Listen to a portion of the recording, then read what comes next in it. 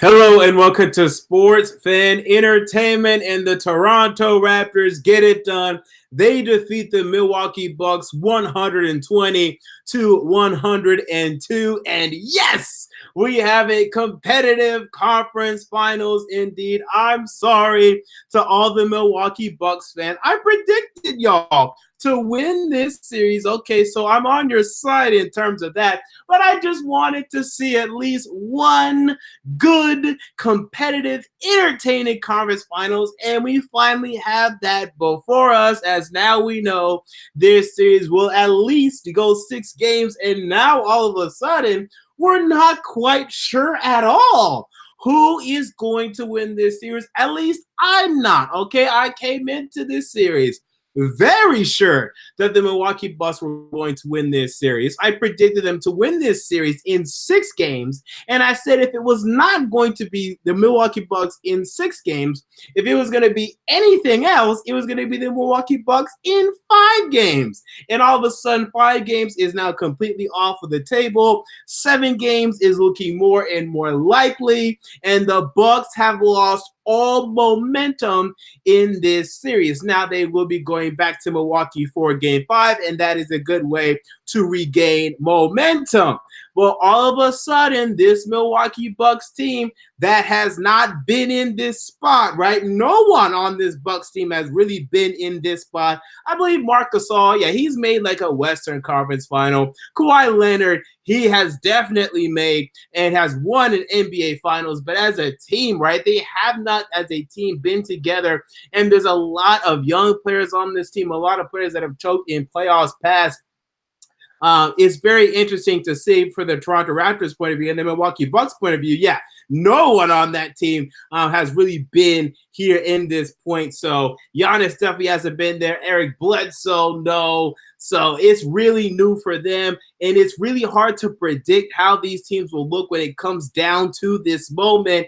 And the Milwaukee Bucks, how are they going to respond? We just don't know. We haven't seen them in this type of spot before, under this kind of pressure. No one under this team have we seen under this type of immense pressure. We are going to find out, but it's going to be very interesting. And all of a sudden, like we knew coming into this season, or at least we thought, we believed that the supporting cast around Giannis Antetokounmpo, that they were the better supporting cast, that they would be more consistent. But it was a supporting cast of Kawhi Leonard tonight that was far and away better than the supporting cast of Giannis Antetokounmpo, as the Toronto Raptors bench had been breathed into new life today. Norman Powell got points off the bench. Serge Ibaka got points off the bench.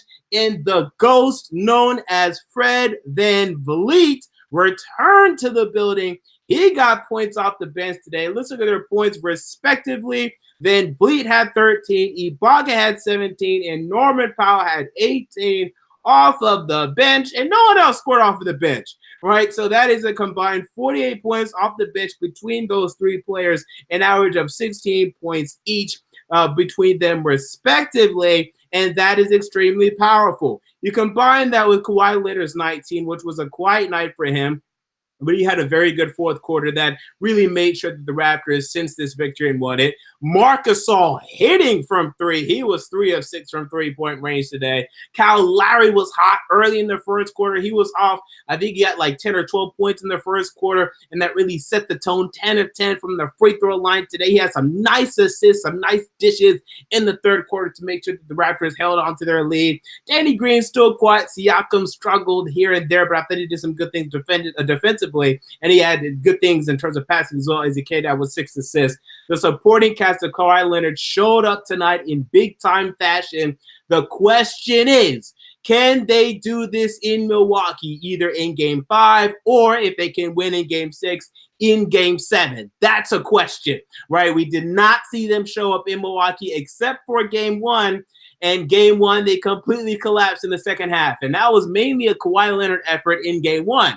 Right, so can the supporting cast, can it travel? Reggie Miller was talking about that at the end of the broadcast. Can it travel? Can they show up in Milwaukee? Can that happen? I don't know. But you look at the Milwaukee Bucks point of view, look at that standpoint. Yeah, complete duds complete duds across the board outside of Chris Middleton and Giannis Antetokounmpo.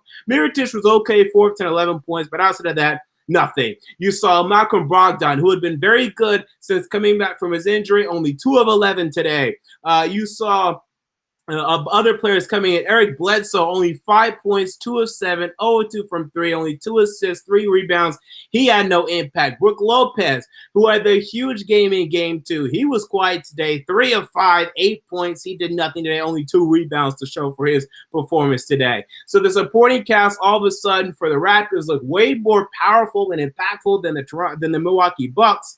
And that was all she wrote. I mean, really, the Raptors had control of this game from the second quarter onwards, and they really did a good job of maintaining their lead throughout the second half, and they got this victory. This series is now tied 2-2, and we are absolutely in for a good finish here, either 2 or 3 games coming. I'm hoping for 3. I want a game 7. I want a 7-game series. That'd be very nice to see in the Eastern Conference. But you got to love it. And, you know, one thing that's really underrated right now for the Toronto Raptors, look at Nick Nurse, right? Their new head coach. They fired Dwayne Casey. They got him out of there. They promoted their assistant head coach, Nick Nurse, to the head coaching position, and he's been making adjustments in this series. You see them switching better. You see them making better assignments defensively, you know, putting more pressure on Eric Bledsoe to make open shots instead of Brook Lopez to make open shots, and that's been really beneficial for them. They put a lot of pressure on Nikola Mirotic today. He was only 2 of 8 from the three-point line. So you can see the adjustments they're making in terms of running a 3-2 zone, you know, crowding on Antetokounmpo whenever he tries to come into the paint.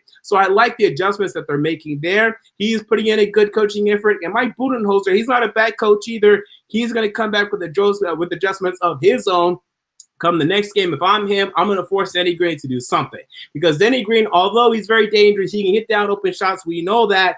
He just doesn't really have the aggressiveness right now. Not sure if he has the confidence either. I'd force him to do something. But the scary thing is Marc Gasol is here now, right? Marc Gasol had turned into kind of an irrelevant, you know, feature of this series. I mean, he's been starting, he's done some things, but he's not been the Marc Gasol of the Memphis Grizzlies. And the fear was whenever he got traded to the Raptors, oh snap, if he can give them Memphis Grizzly type of production, the Raptors should be able to go to the NBA championship. He hasn't done that, right, in this series. Let me look up his series stats, but he's probably been averaging about 10 points. And yeah, I see now 10 points, about 8.5 rebounds, shooting 33% from the field. Marc Gasol has not been Marc Gasol, but the past 2 games he has been 16 points in game 3, 17 points in game 4. If they're getting this type of production from Marc Gasol, if he's hitting from 3, he was 4 of 8 last game, 3 of 6 in this one. All of a sudden, the Toronto Raptors are looking so dangerous. Marc Gasol, to me, has been the key for this Toronto Raptors team. If he's hitting from 3 all the way out there, being the true center that he is, allowing Kawhi Leonard to drive to the rim, get more effective shots there, Kyle Lowry to be able to extend his range, and then also being able to drive as well, Danny Green still being the three-point shooter that he is, and Siakam being all over the floor, the Toronto Raptors are so, so dangerous. With all that said, will I stick with my pick of the Milwaukee Bucks in 6 games? I mean, I will. I'll tell you this, though. It's feeling a lot more like 7. It seems like both of these teams really feed off of their home crowd, really feed off the home energy. I kind of expect that to continue. But I'll stick with the Milwaukee Bucks in 6. And I'll say that, you know, let's come out game 5. They look a lot better. The supporting cast shows up. I'll say that Brook Lopez has another big game. He'll show up for them. And then you'll see in game 6, Giannis will go off. He hasn't gone off yet in this series, actually. You know, where's the 40-point performance from Giannis Antetokounmpo? We know that he can provide it. Now, again, all that goes to Nick Nurse. He's been doing some things in terms of crowding on Antetokounmpo whenever he tries to drive in. Kawhi Leonard's been on him, and we know how good of a defender Kawhi Leonard is. So there's a lot of credit that needs to be due to the Toronto Raptors for that. But at the same time, Giannis Antetokounmpo, you have the ability to go off. Don't be afraid to go off. And I expect him to go off within the next 2 games, if not both games, and send the Milwaukee Bucks to the NBA Finals. But if you really at the NBA Finals prospects now, you know, more and more you have to be worried about the Milwaukee Bucks when it comes to facing the Golden State Warriors. And, you know, basketball is a game of matchups. Less so than other sports like football or boxing, or, you know, where matchups are in styles are a really big important thing, but it is still a game of matchups. So the Bucks and how they match up against the Warriors, you know, that's a conversation in and of itself. especially versus how they matched up against the Toronto Raptors. But if they're going to lose 2 games in Toronto to the Toronto Raptors, right? Are they going to be able to go to Golden State and win there once? I'm not sure about that because Golden State's going to win a game in Milwaukee. I guarantee that, maybe even 2. Okay, so it's going to be interesting. And then Toronto, at the same time, they've had their struggle with the Bucks. Will one of these teams be the team to beat the Golden State Warriors as they quabble with within and amongst themselves? And the Golden State Warriors are now just chillaxing they're gonna have 10 days off. People, they're gonna be chilling for 10 days. They're gonna be off 9 or 10 days. These teams will be quabbling, facing each other for potentially a 7-game series. And Golden State sitting there, Iguodala's getting healthier, Kevin Durant's getting healthier. So the best case scenario for either one of these teams, obviously, is that they win the next 2 games and move on, because there's a juggernaut waiting for them on the other side, as Stephen Curry and Klay Thompson are playing better than ever in the playoffs, especially Stephen Curry, averaging 36.5 points per game in the previous series. So I'm excited for this series. Tied 2-2 now. Let's go. Competitive Eastern Conference Finals. I'm still expecting the Bucks to get it done, but I will not sleep on Kawhi Leonard and the X factor for the Toronto Raptors. Marc Gasol has arrived. He is now in the building, and that is something to look out for. So with that said, those are my thoughts on Game 4 of the Eastern Conference Finals. What are your thoughts? Comment down below. I want to know. If you enjoy the video, make sure to like, comment, and most importantly, to subscribe. And until next time, this has been MJ of Sports Fan Entertainment, and I'm out. See you all later.